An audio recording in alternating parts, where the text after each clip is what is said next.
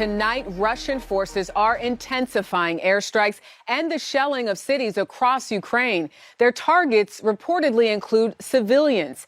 Today, U.S. Secretary of State Antony Blinken said Russia's actions could constitute a war crime.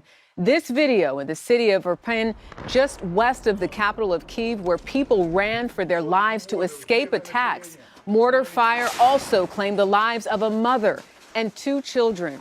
Today, Ukraine's president urging resistance with Russian forces closing in on Kyiv. This airport near the city up in flames. And in Russia, new anti-war protests and crackdowns. More than 4,600 people arrested in over 60 cities.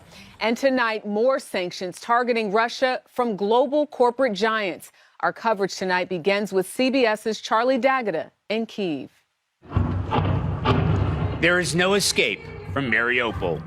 The temporary ceasefire that should have allowed the safe evacuation of as many as 200,000 residents was shattered by renewed shelling for the second day in a row, both sides blaming each other for opening fire. The southern port city has been the target of a sustained and merciless Russian bombardment for days. The city's hospital can't keep up with the amount of civilian casualties. A young man rushes into the emergency room, cradling his 18-month-old son, injured in shelling. Emergency teams do everything they can, but the little boy can't be saved.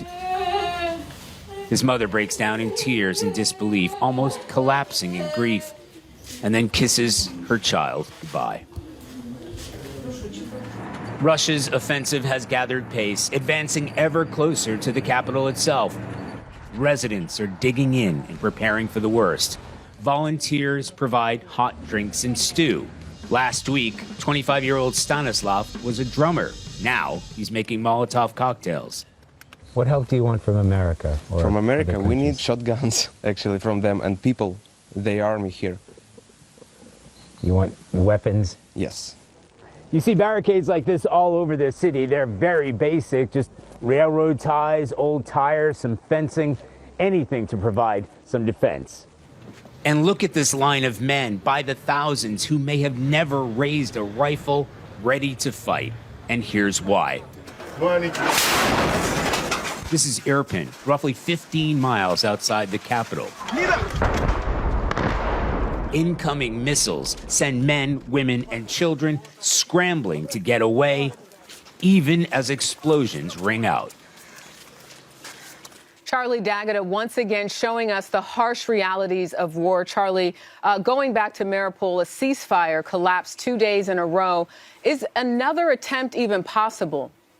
Jerika, you have to hope so, because the ceasefire has been agreed upon. It has been for the past couple of days, and a humanitarian corridor. They're just not adhering to it. One sign of hope, there are peace talks that are going to be taking place between Ukrainian and Russian delegations tomorrow. And Charlie, before you go, if I could ask another quick question. Where you are in Kyiv, what are people on the ground saying who've decided to stay? Obviously, 2 weeks ago, there was a different sentiment. Many people didn't even think what we're seeing was truly possible.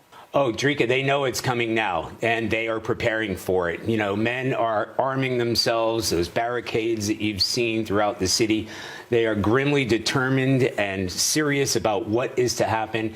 The volunteers are all pitching in terms of trying to get food, Molotov cocktails to the front line. So they are all digging in, and they really feel like it's just a matter of days before Russian forces are encroaching on this city.